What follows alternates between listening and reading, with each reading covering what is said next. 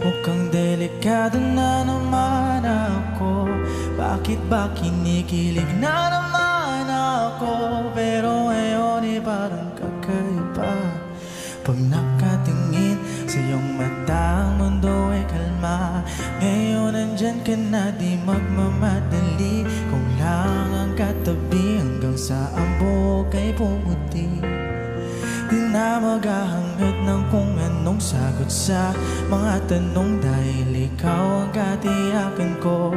Hindi na ako bibitaw. Ngayon ikaw na ang kasayaw. Kung meron mang kulay ang aking nagsisilbing